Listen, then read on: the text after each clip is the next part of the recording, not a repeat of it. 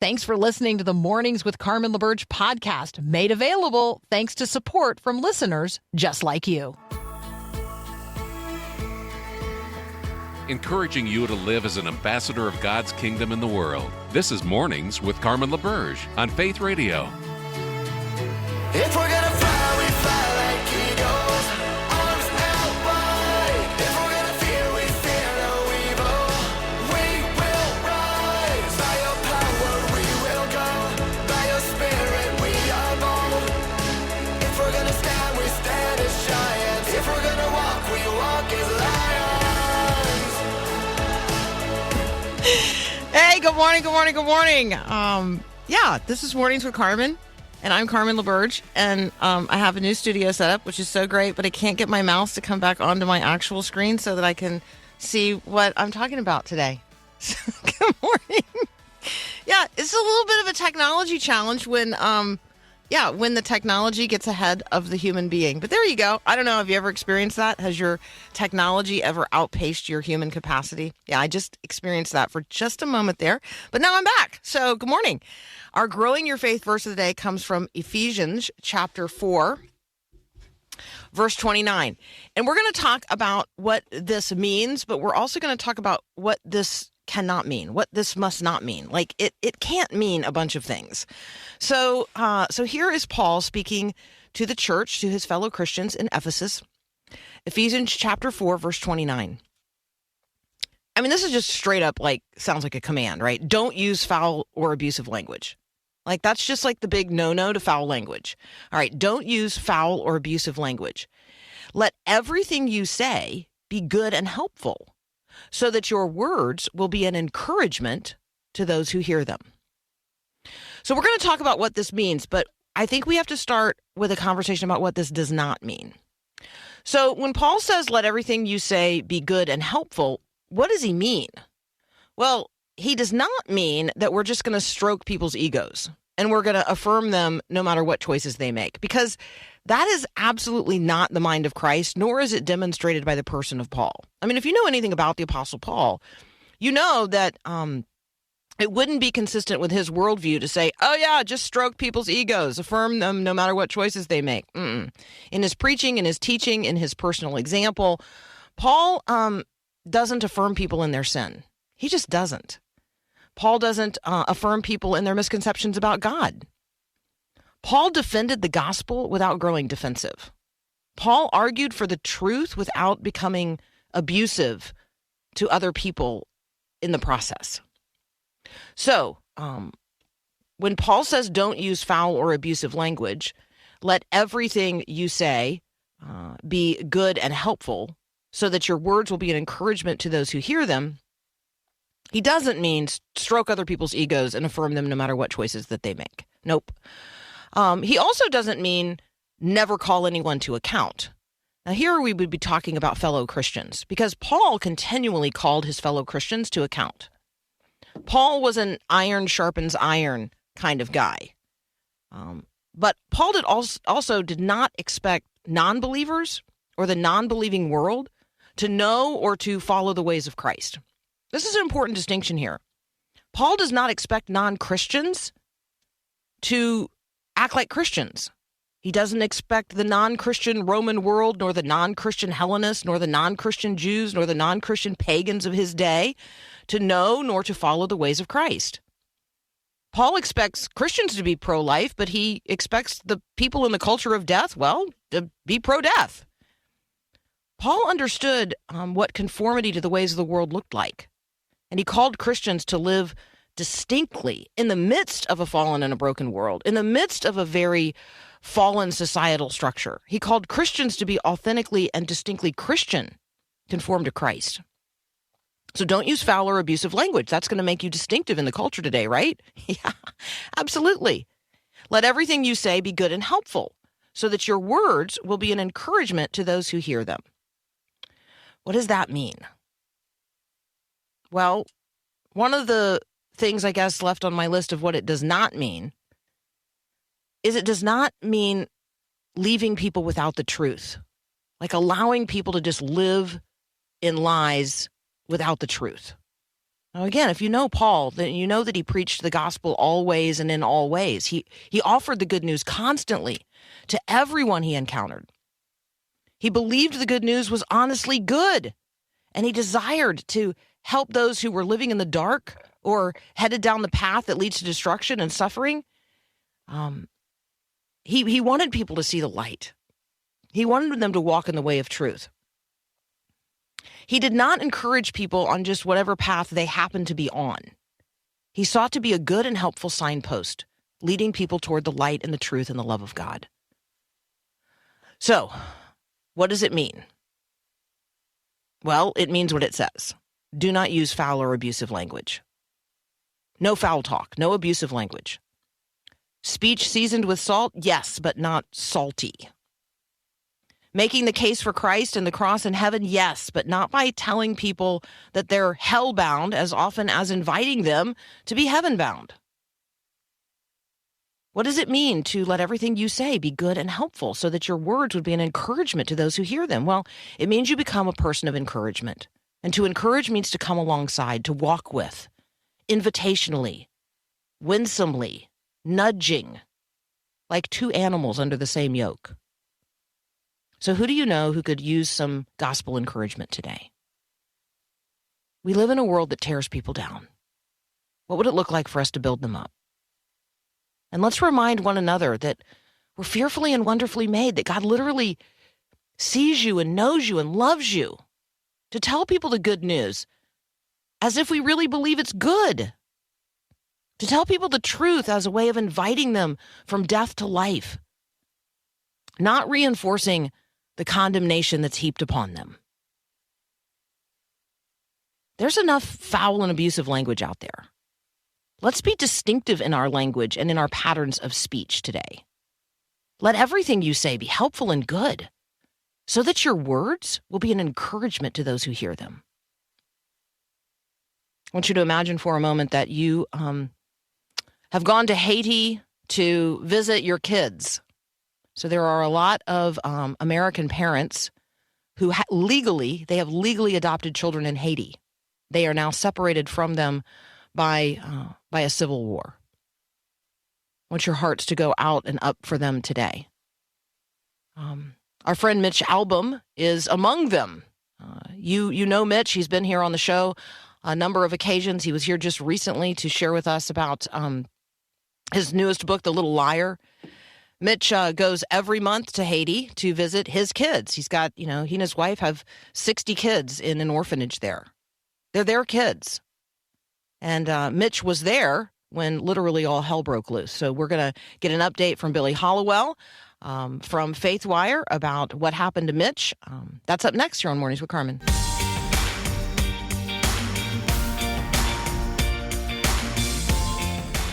Thrilled to have back with us today our friend Billy Hallowell from Christian Broadcasting Network and FaithWire. You can find all the stories we're talking about today at faithwire.com. Good morning, Billy. How you doing? I am well. I was excited to read what Jenny Allen shared with you about some of these incredible things she's been witnessing over the past year. Could you share a little of that with us? Yeah, it's interesting because she's out there talking about her new book, Untangle Your Emotions. And I think everybody wants to talk with her in general, but they really want to talk about the things she's been seeing over the past year. The big thing, and she shared the details last fall, but a lot of people missed it, I think. She was at Auburn University in Alabama, and there was this spontaneous baptism. And so she was talking to me about how she's on the stage, she's, sharing the gospel. And after she's done speaking, she got off the stage. This pastor came up to her and said, "Hey, this girl just texted me and said, I want to be baptized tonight. Should we offer a baptism?" And so Jenny gets back on the stage and, says, "Hey, we're going to do a baptism down the road at this little lake." And it turned out it was just about a half mile away. All of these people, this massive crowd goes to this lake, And she asked them, hey, while they were in the auditorium, does anybody want to get baptized? She said dozens of hands sort of went up. But in the end, there were like 6,000 people who ended up showing up at this lake, and hundreds of people got baptized in this impromptu baptism. So just a really powerful moment. She was at Asbury as well. So she had really a front row seat to a lot of these mini revivals that we've been talking about. This is somebody, by the way, Jenny Allen, for those who don't know her, who is really passionate about Gen Z and young people and reaching them. Even in our conversation, she got emotional and cried, talking about how lost and how in need of help so many young people are today. So really just cool to hear her experience.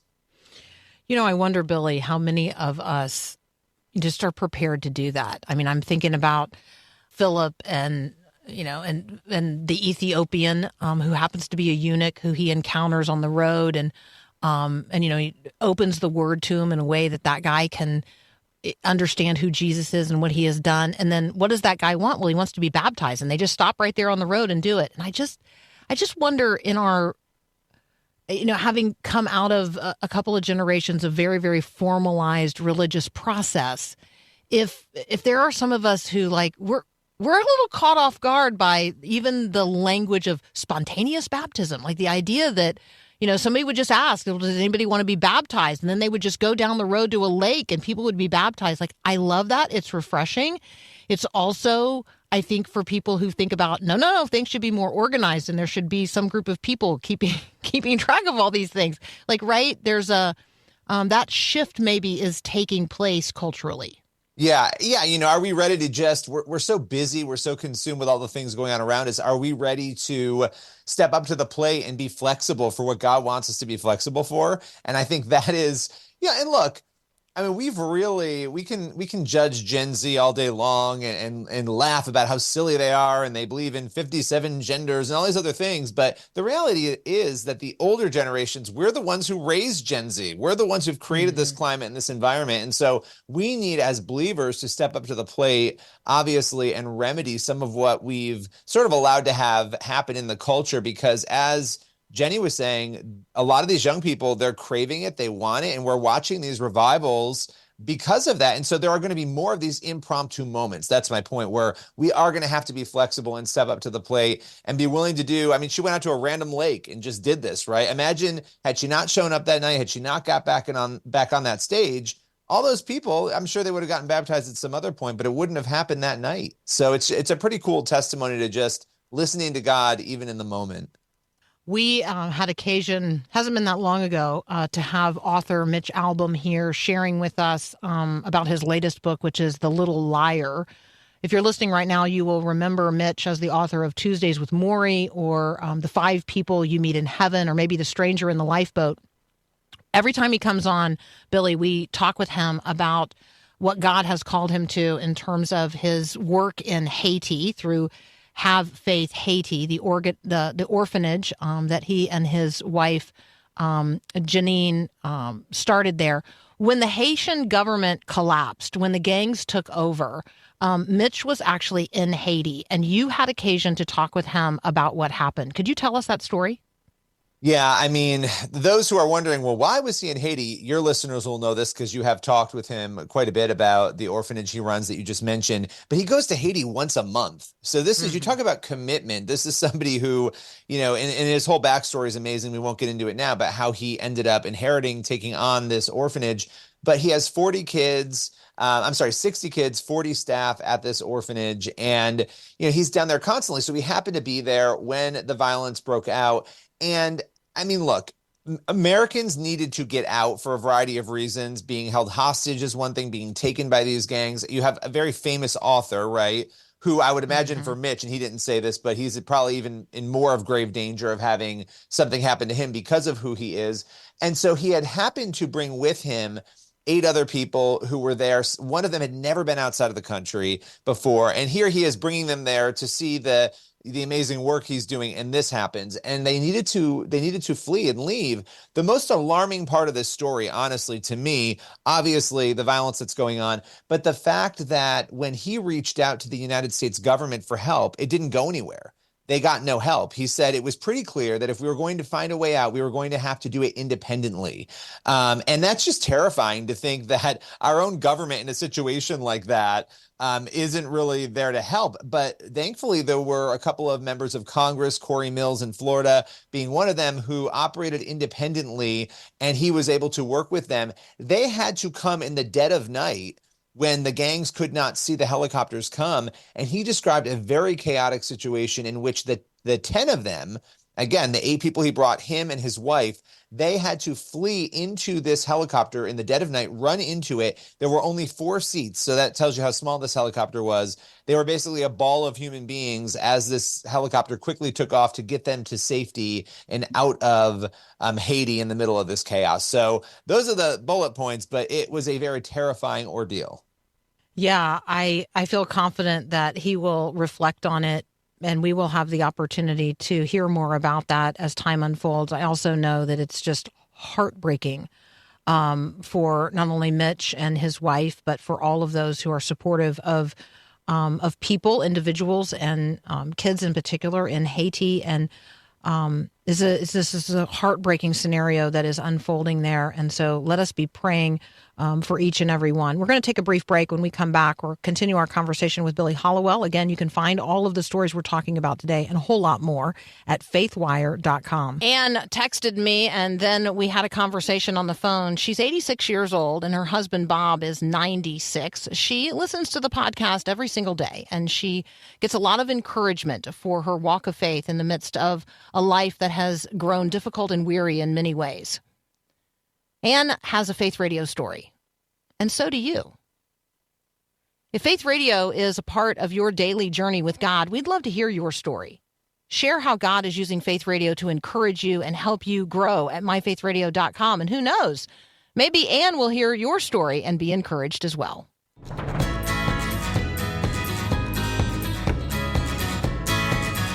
Continuing our conversation with Billy Hallowell, you can find what we're talking about at faithwire.com. All right, Billy, let's look north of the American border. This is my Canada really question. What's happening in Canada that we need to know about?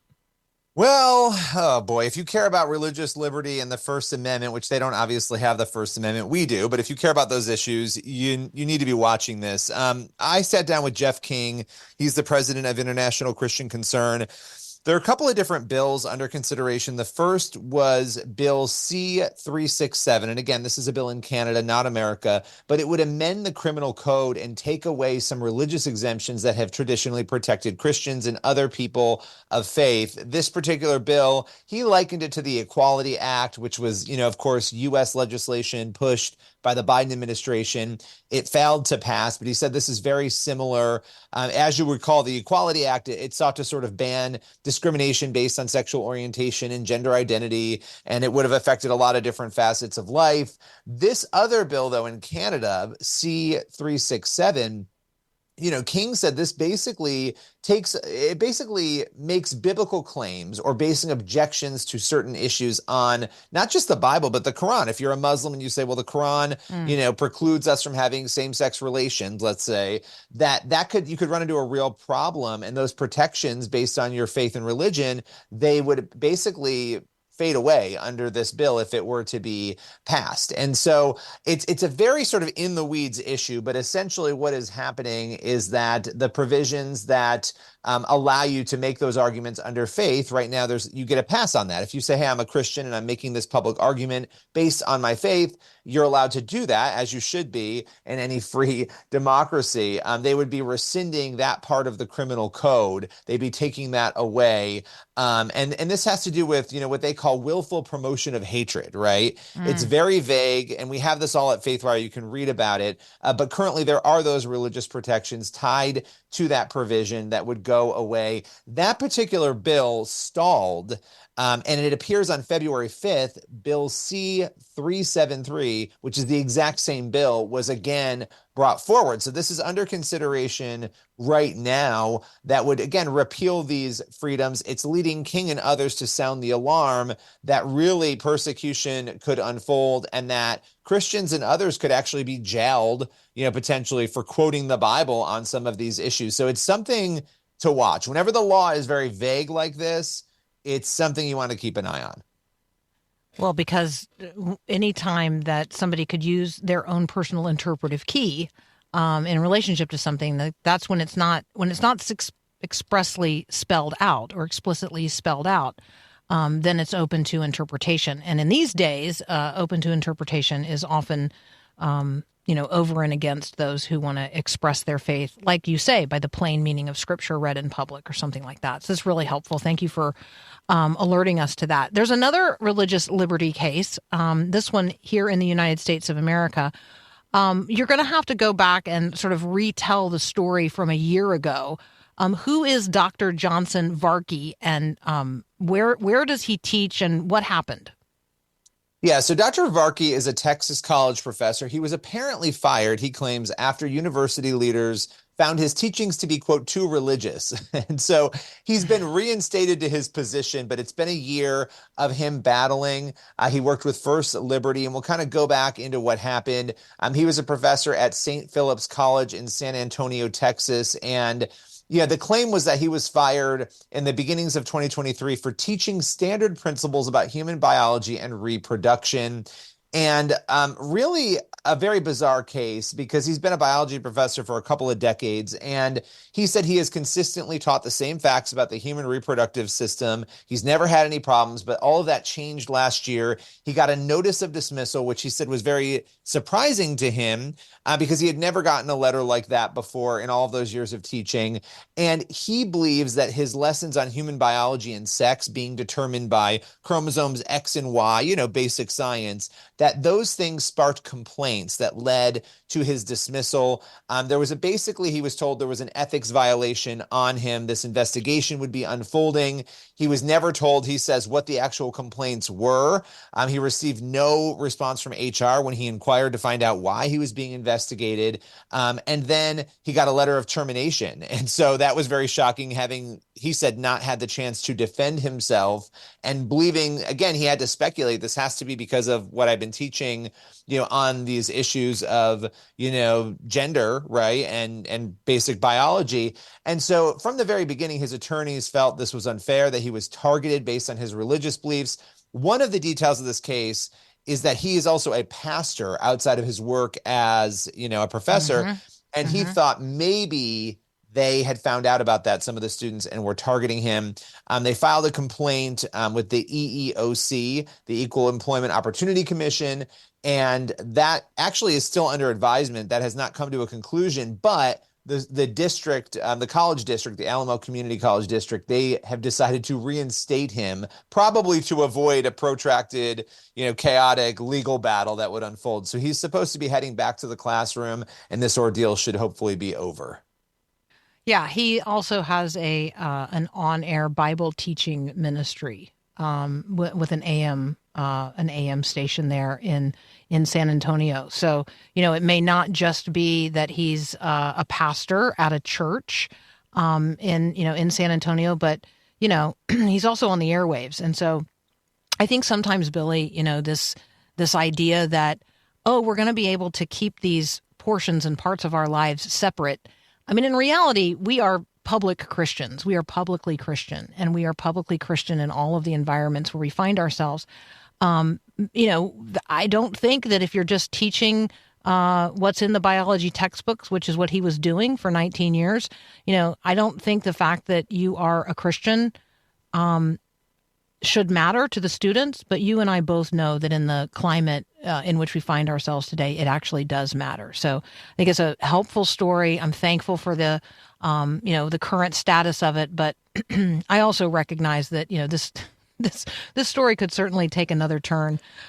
Hey, you reported this morning on the outcome of the election in Russia, which, to no surprise to anyone, Putin has been reelected. You talk about the true story or the real story there. You want to touch on that in a couple of minutes we have left?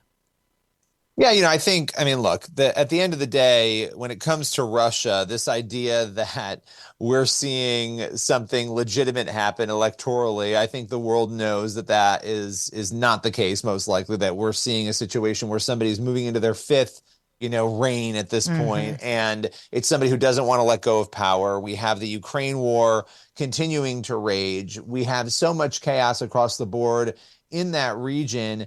And you have what appears to be a lot of people inside of Russia uncomfortable with what is going on.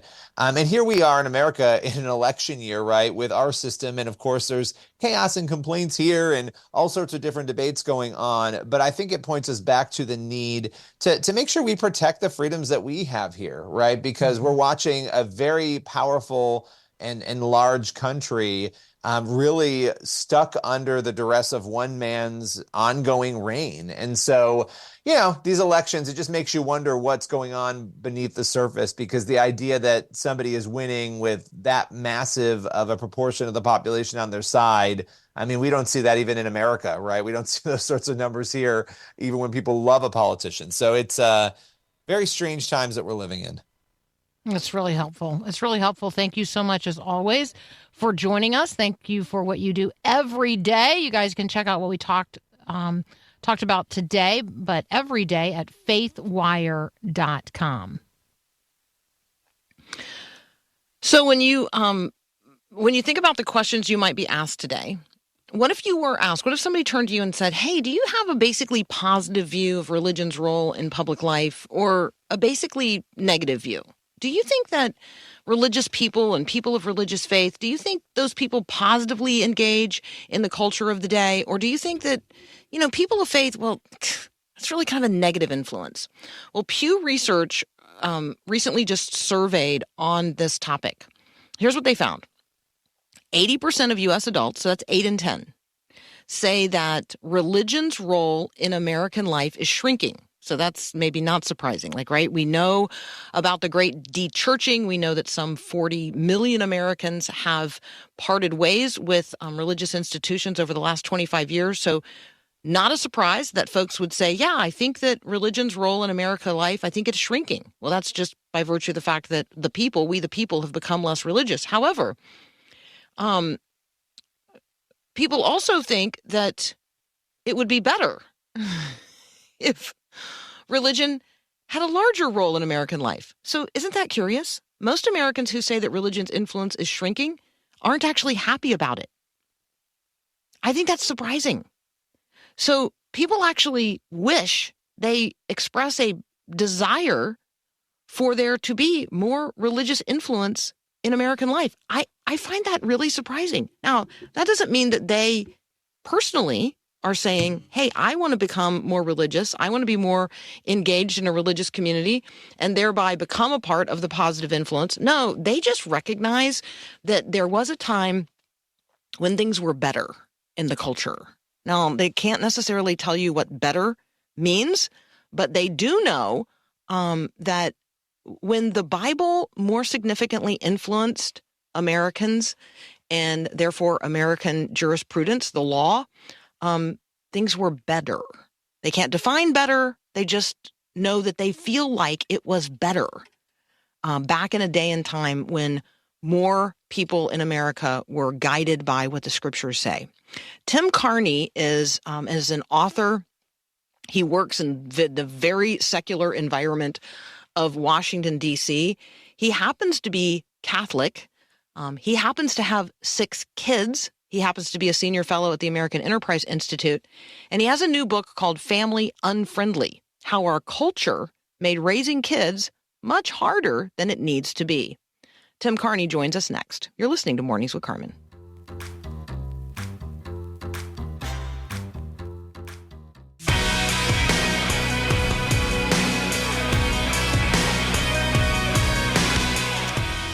Tim Carney is, I'll just call him today a social commentator. You can find a ton of stuff that Tim has written. You can find him at the American Enterprise Institute. You can find him at timothypcarney.org. His book is Family Unfriendly: How Our Culture Made Raising Kids Much Harder Than It Needs to Be. Good morning, Tim. Good morning. Thanks for having me. Okay, if your oldest child was on here introducing you this morning, what would she say?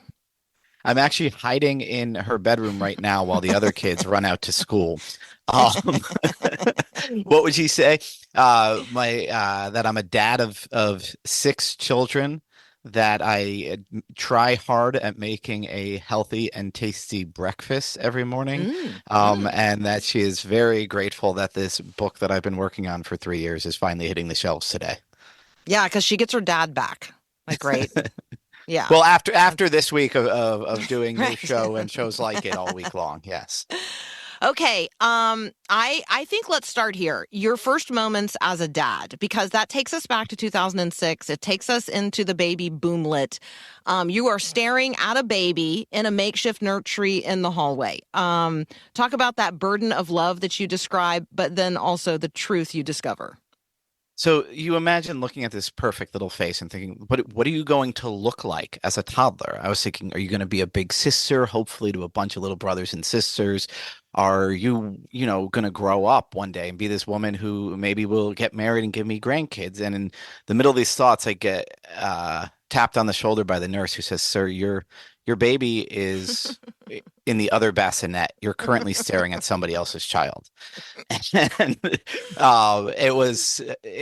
And we were out in this special nursery because, as you said, there was a baby boomlet. In 2006, there was a ton of babies.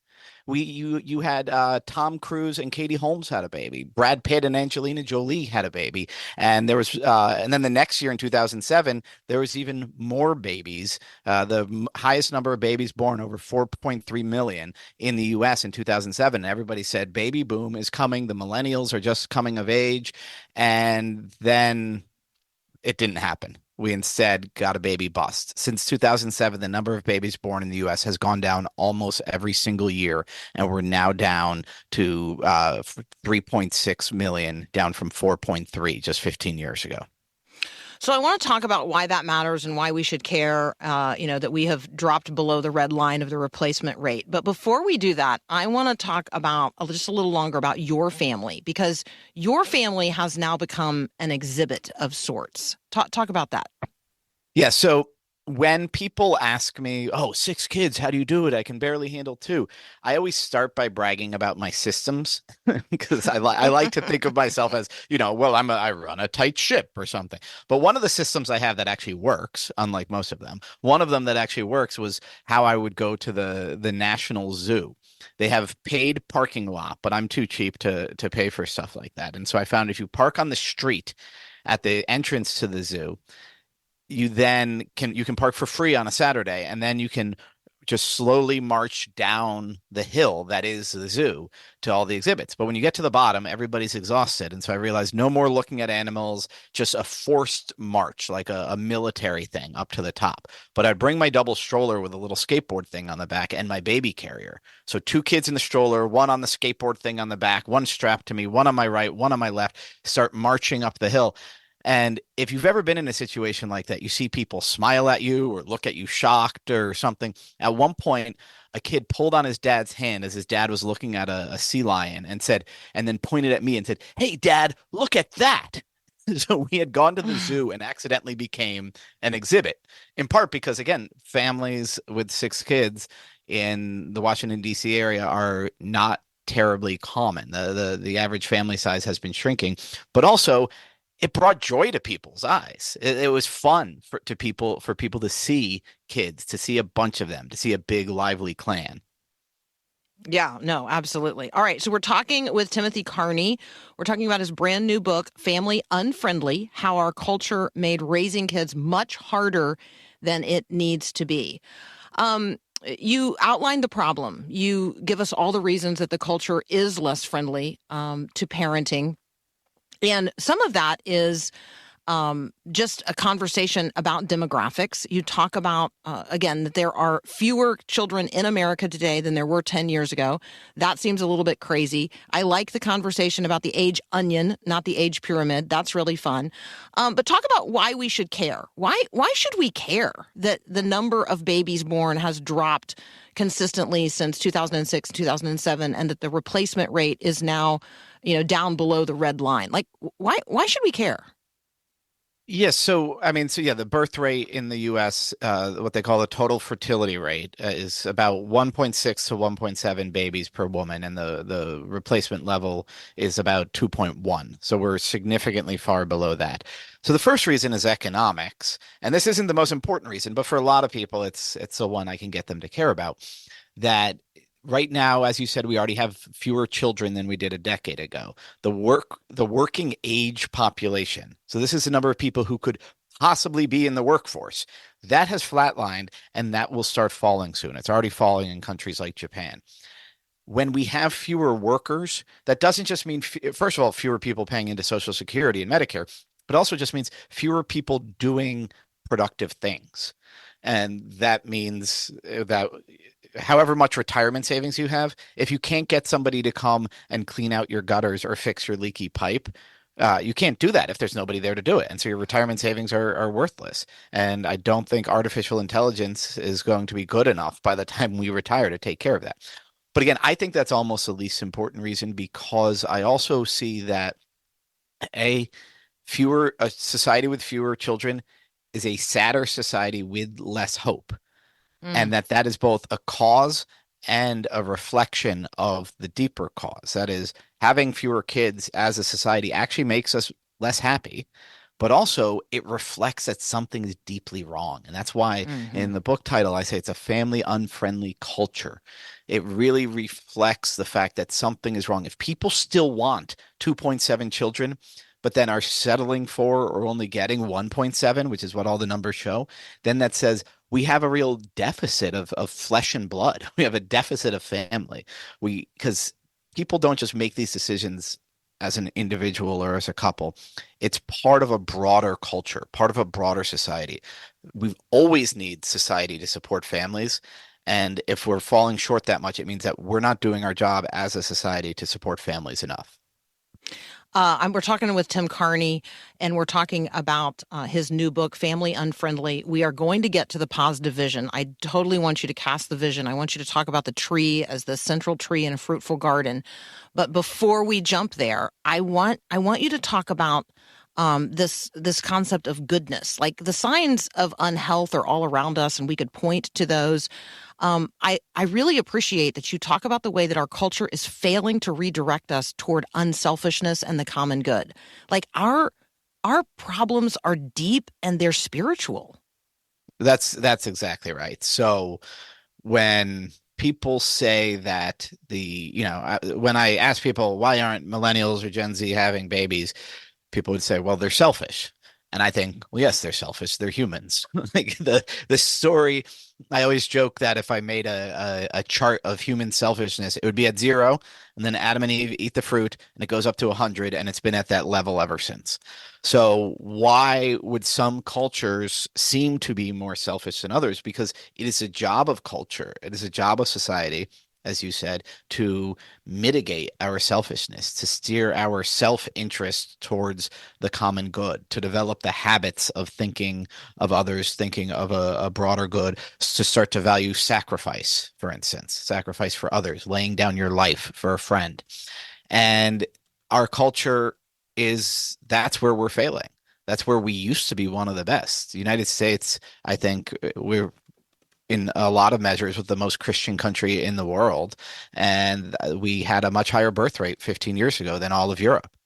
Now the only remaining country that's wealthy and has a high birth rate is Israel, but we can talk about that a little bit later. But that's what culture is supposed to do, is make us think outside of ourselves and also think in terms of inheriting and passing down something, that we're in a continuity of generations. This is really a huge part of what culture is. The music, the food, the rituals, these are inheritances, and we don't have all of that. And then if you look at who's actually having babies in America, it's more religious people. It's Mormons, it's Orthodox Jews, it's some pockets, a few Christian subcultures.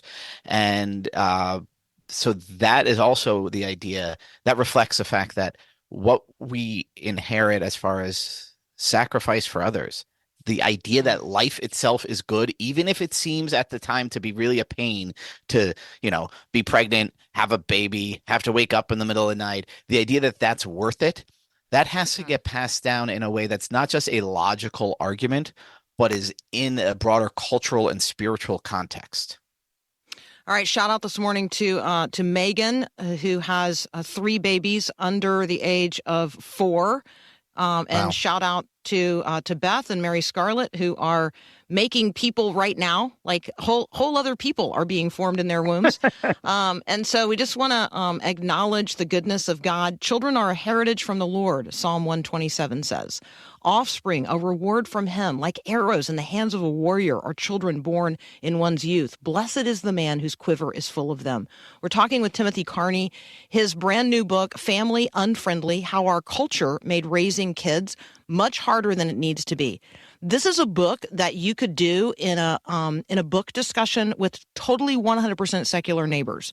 This would be a wonderful opportunity for you as a Christian to carry a conversation into your community, into your neighborhood, among the grandma and grandpa aged people whose kids aren't having kids.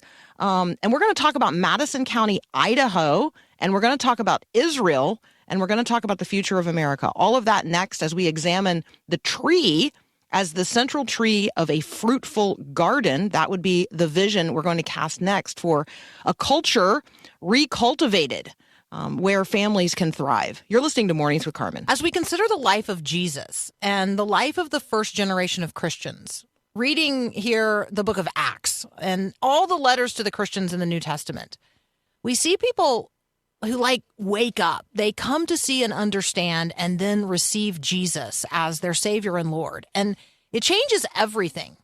We see Christians then telling other people about the good news and inviting them to respond in repentance, be baptized, and follow Jesus.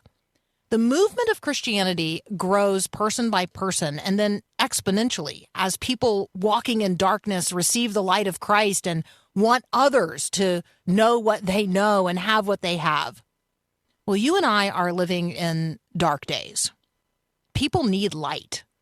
And Jesus is the light of the world today in the same way that he was the light of the world at the beginning of creation and at the first Christmas and throughout his life on earth and in his radiance now at the right hand of the Father. Jesus is the light of the world. So if you're walking in darkness of any kind today, I invite you to consider Jesus.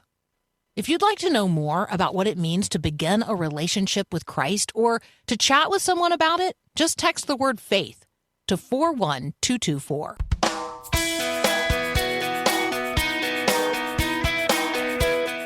All right, I love that you guys are checking in on the text line about kids this morning. Remember, the text line's always open during the show, 877-933-2484.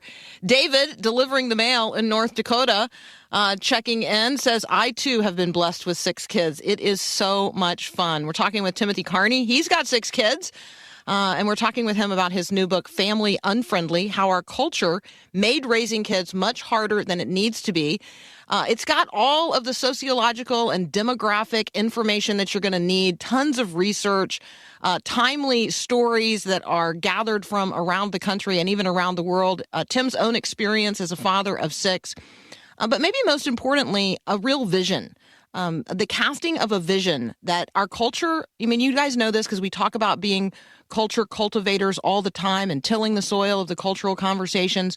Tim is helping us understand the ecosystem of the culture that makes America either family friendly or family unfriendly. So there's some retilling and sowing of seed that needs to be done, and we're going to get to that. So Tim, talk with us about what you learned when you visited Madison County, Idaho.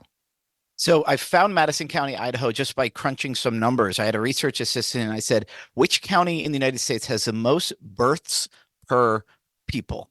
And it was Madison County, Idaho. And I thought, what the heck is that? And so I look it up. What's going on? I go there. There's a college in Madison County in Rexburg, Idaho. And on College Avenue, you will find a baby boutique. At the end of College Avenue, you will find a jewelry store that does most of its business, as far as I can tell, selling engagement rings to college sophomores. And there's 2 bridal boutiques on either side of it, as well as a wedding venue. Now, so this college campus obviously is not a normal one as in American life. It is BYU, Idaho, so Church of Latter-day Saints, and it is a place where it is normal for boys to come back from their mission, pop the question and get married, sophomore, junior year, and then to have children before they graduate. It's not just that that these are religious people. This is a culture, a place that really supports families. One of my favorite scenes was watching a kid, a college senior, go sprinting with his stroller to his class, frantically looking left and right. The baby's in the stroller, and finally he sees one of his buddies sitting in the student commons, and the buddy kind of laughs at him and nods and agrees that he'll watch the kid while this guy steps into his advanced math class or whatever it was. And so that idea of it's normal to have babies, and it's normal to have them anywhere, is really there. There's nursing rooms for the mothers to go. There's the new professors I spoke to who had just been married said, oh yeah, they encourage us to take family. They ask us how we're going to structure our leave. One of them had a husband who was also an academic, and so how they would trade off who was being a full-time parent. So it's a broader culture that just says, send us your kids, we'll help you raise them. So I'm 55. My sister's a little older than I am. And, sort of back in the day, my parents were in graduate school. My dad was in graduate school in Ogden, Utah, and my mom was teaching. And when she got pregnant with my sister, and so my mom went in to tender her resignation. And the person who, was her boss, the dean, said, what about being pregnant makes it impossible for you to teach? And well, nothing. Well, okay, then what do we need to do to accommodate, you and your husband as you bring this baby into the world? And so my sister went with my dad to graduate school while my mom continued to teach. And my mom says that changed my life. My life to somebody to say, look, being pregnant and having a baby does not mean you have to leave this particular path. Like, we can, as an institution, accommodate that. And I do think it's environmental. I do think it's cultural. That's where you land all of this. We have to get back to the place where babies are actually considered good because humans are actually good. Can you talk about that? Absolutely. So you look at millennials, and a lot of them will say, well, climate change, the world won't be existing anymore when I have my kids, or B, humans are causing all this harm, or America's fundamentally a racist country, or all of these things where once you sort of strip away the teachings of Christianity and the idea of forgiveness and the idea that we're made in God's image, and you just look at the actual bad things about us. I mean, racism is definitely part of America. Environmental damage is definitely part of modernity. But if that's all you see, then you can't imagine that we're good. And so the last chapter of Family Unfriendly is called Civilizational Sadness. It's that I think what has really set in is a belief that we aren't good. And that's one of the main reasons people don't want to start families. So Tim lays out, how we might return to what's considered old-fashioned parenting. And so, giving our kids more space to fail and succeed, having adventures, gaining unexpected knowledge, enjoying unscheduled time, all of those things. And so there really is a very, very positive vision cast in this book. All right, we got a minute here to land the plane. What do you want people to walk away with? So, the early chapters are more day-to-day quotidian stuff, travel, sports, helicopter parenting, and I build up to more philosophical, spiritual things. And so what you said earlier is exactly what I think. Share this book with people who aren't yet that religious, and either who wonder why they're not grandparents or are considering becoming parents. And what I really tried to do in this book was walk them hand by hand through, yes, this is a difficulty, yes, this can be overcome, up to the point where they have to think, wait a second, parenting is it's really hard, but it's the easiest path to a life of virtue, to a good life. Tim, thank you so much. What a joy to talk with you today. The book is Family Unfriendly. All right, we've got another hour together here on Mornings with Carmen. Up next, we'll be right back. Thanks for listening to Mornings with Carmen LaBerge. Podcasts like this are available because of your support. If it's important to you to hear things that encourage your faith, click the link in the show notes to give now. And thanks.